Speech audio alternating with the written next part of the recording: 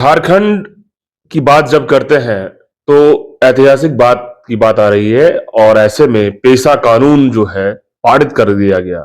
उसके बाद बहुत खुशी की लहर है पूरे झारखंड में और आदिवासी बहुल क्षेत्र में काफी खुशी की लहर है और ऐसे में जितने भी मुखिया है ग्राम पंचायत स्तर पर और जितने भी प्रधान है उनसे हम जुड़ने की कोशिश करते हैं कि आखिरकार ये जो कानून पारित किया गया अब इसके कितने फायदे होने वाले हैं। आखिर ग्राम का सड़क हो या विकास हो, जंगल जल जमीन की जब बात आती है, कल्चर की जब बात आती है, आदिवासी समुदाय के जो इतिहास की बात आती है, उसको बढ़ावा देने की बात आती है। तो ऐसे में हमारे साथ मुखिया जी हैं, हम जानेंगे कि कितनी खुशी है इसको लेकर के। क्या नाम हुआ सर आपका? सबसे पहले इस चैनल के माध्यम से आप सभी को झारखंडी जोहार। मेरा नाम दीपक बड़ाईखवा, मैं औरमांझी पंचायत का मुखिया हूँ जी। औरमांझी पंचायत के मुखिया है और औरमांझी पंचायत में विकास भी दिख रही है और जिस तरीके से आपका कार्यालय बना हुआ है, कहीं ना कहीं खुशी की बात है। ये भी मुझे अच्छा लगा जी।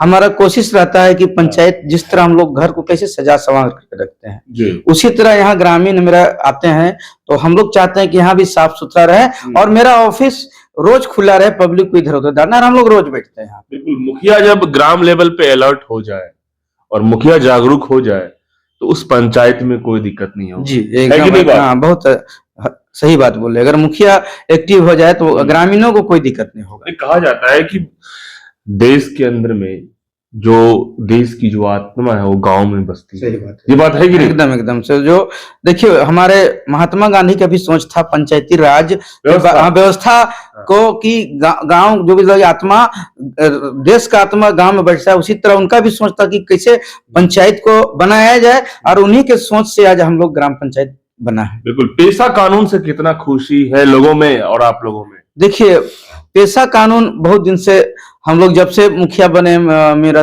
दूसरा टर्म मैडम बीच में थी, उसी समय से हम लोग को बात चल रहा था कि पेशा कानून लागू होना चाहिए। पेशा कानून लागू होने से हमारे जो आदिवासी बहुल क्षेत्र है उन्हें किस तरह के उन्हें फायदा है, सब फायदा को जानते हुए हम लोग को बहुत खुशी हुआ और मैं अपनी ओर से, पूरे प्रखंड की ओर से माननीय मुख्यमंत्री साहब को बधाई देता हूँ, शुभकामनाएं देता हूँ कि उन्होंने पेशा कानून लागू किए। लेकिन उनसे हम कहना चाहते हैं कि पेशा एक जो 1996 में लागू हुआ था, बना था, वो नियम को ही लागू करे।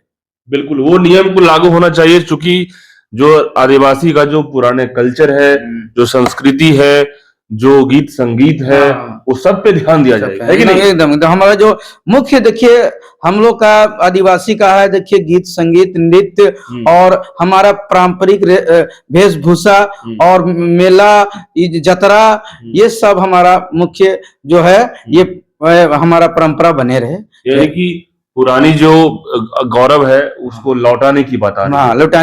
लौटाने की बात आ रही है। और क्या लग रहा है कि आखिर दीपक जी, आप लोग जो इस क्षेत्र में काम कर रहे हैं, तो इस क्षेत्र में पेशा कानून से जितने भी काम होंगे पहले से तो और अच्छे होंगे। देखिए पेशा कानून लागू होने से पहले जो होता था काम उससे बेहतर काम होगा, क्योंकि अभी आप देखिए कि पहले हम लोग को केवल अधिकार दिया गया था, 29 विभाग दिया गया था, लेकिन केवल पेपर में कोई अधिकार नहीं था। हम लोग ग्राम सभा से ग्राम योजना भी पारित करके भेजते थे, लेकिन वहां भी उसको छांट दिया जाता था कि नहीं, ये प्रधान का योजना दे दिए, मान लीजिए पेयजल का हमको जरूरत है, तो वहां बोलेगा कि नहीं कृषि में करो, तो हम लोग बंधे हुए थे। लेकिन अब तो वैसा नहीं होगा। हम लोग अपना ग्राम सभा में जो चाहेंगे, जो ग्राम, देखिएगा ये पावर ना मुखिया को मिल रहा है ना ग्राम प्रधान को मिल रहा है, पेशा कानून आप समझ पा, ये ग्रामीणों को मिल रहा है। सबसे बड़ी खुशी है कि लोगों को भ्रम है कि मुखिया को पावर मिल रहा है कि प्रधान को, ये नहीं, ये ग्रामीणों का पावर मिल रहा है। और ग्राम सभा में जो 18 वर्ष से अधिक उम्र के होते हैं वो ग्राम सभा में बैठते हैं, वो निर्णय लेंगे कि गांव में दारू का दुकान किसको देना है, बाजार का हमका वसूली कैसे करना है, तालाब का मछली पालन कैसे करना है, हमारे क्षेत्र में खनन जो खनिज संपदा है, माइन से करे रहे हैं, उसके कैसे हम लोग करेंगे। उसी तरह हमारे अभी जिला परिषद मद से यहाँ पे दुकान बना है, यहाँ पे लगभग 3 तलब 1 करोड़ से भी ज्यादा का योजना का बना हुआ है। उसका हम लोग बात चल रहा था कि जिला से करेगा, लेकिन अब हमारा जब ये पेशा कानून लागू हो गया तो हम लोग खुद वहां चलाएंगे, पंचायत चलाएंगे, हमारे गांव वाले चलाएंगे। बिल्कुल। 15 साल से आप बने हैं मुखिया में, कितने लोगों को क्या कुछ आपने जो है अभी तक फायदा पहुंचाया है ग्राम के अलग अलग कोने में, चाहे वो गांव के अंदर में बहुत सारे विकास की जब बात आती है कि नहीं? हाँ। क्या क्या देखिए, मेरा जब भी मुखिया बने थे तो मेरा एक ही लक्ष्य था, जो समाज के अंतिम व्यक्ति हो, हाँ, उनके तक जो विकास जो नहीं पहुंच पाता था, हाँ, और वही काम किए। और शुरुआत में मैं एकदम नया था, लेकिन एकदम मन लगा के काम किया और घर घर जाके लोगों को भेंट मुगला करके, हाँ भाई, देहाती भाषा में जैसे पेंशन होन की नहीं तो इनके, हम लोग अपना देहाती में बोलते थे, पेंशन होन की नहीं तो इनके, जाके पूछते थे और खुद फॉर्म भरते थे घर घर जाके। उसके बाद जिसका देखते थे कि हमारे घर घूम घूम के देखते थे कि किसका घर है कि नहीं, उसको घर दिए। बहुत सारा ऐसा काम किए जहाँ चलने लायक रोड नहीं था, जहाँ पेयजल की व्यवस्था नहीं था। प्रधानमंत्री आवास की जो व्यवस्था है, हाँ, पहले पीएम आवास हम लोग गांव में लगभग हो चुका है, कुछ लोग का बचा हुआ है, लगभग हो गया। हाँ, लगभग हो गया है, घर बना लिए। हाँ, घर बना लिए। कुछ लोग का काफी खुश होंगे घर बना, हाँ, काफी खुश है। और इधर हम लोग पेंशन भी बहुत लोगों किए हैं, पेंशन भी। और रही बात, अभी हम लोग का 2-2.5 साल से थोड़ा विकास का काम ठप पड़ा हुआ है, कारण कि केंद्र सरकार और राज्य सरकार के कुछ कारणों के कारण हम लोग पास फंड का कमी हो गया है। बिल्कुल। लेकिन अपना जो एक्टिविटी हमारा है पंचायत में, ग्रामीणों से मिलना, उसके सुख दुख में शामिल होना, और जो काम हो सके अपना स्तर से। मैं पहले फंड आ रहा था, हाँ, 2.5 साल के पहले आ रहा था, लेकिन सरकार का भी, केंद्र सरकार का कहना है कि अभी यहाँ नगर निगम चुनाव नहीं करवाया है। पेशा एक्ट का भी एक फंड का कारण हम लोग का बना हुआ था कि पेशा एक्ट कानून आप लागू नहीं किए हैं, तो फंड उसके कारण भी रुका हुआ था। तो अब उम्मीद है कि जैसा पता चला है कि हम लोग का चुनाव भी होगा, नगर निगम चुनाव होने वाला है, तो उम्मीद है कि हम लोग का फंड भी जल्दी आएंगे, और जो विकास का काम रुका हुआ है उसको हम लोग आगे बढ़ाएंगे। बिल्कुल। आप इस ग्राम के प्रधान है, क्या कहिएगा पेशा कानून को लेकर? पेशा कानून को लेकर मैं ही कहता हूँ कि इतना अच्छा सरकार जी को पहले धन्यवाद देता हूँ कि इतने दिन का जो हम लोग का सपना था पूरा हुआ है। तो बहुत बहुत धन्यवाद हमारे मुख्यमंत्री हेमंत सोरेन जी को।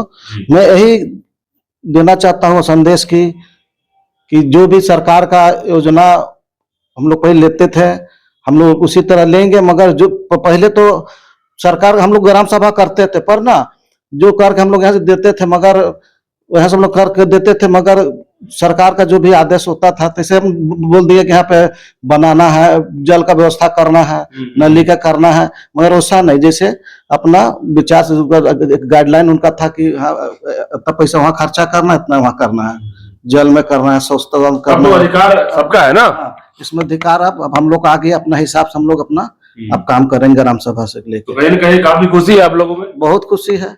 बिल्कुल।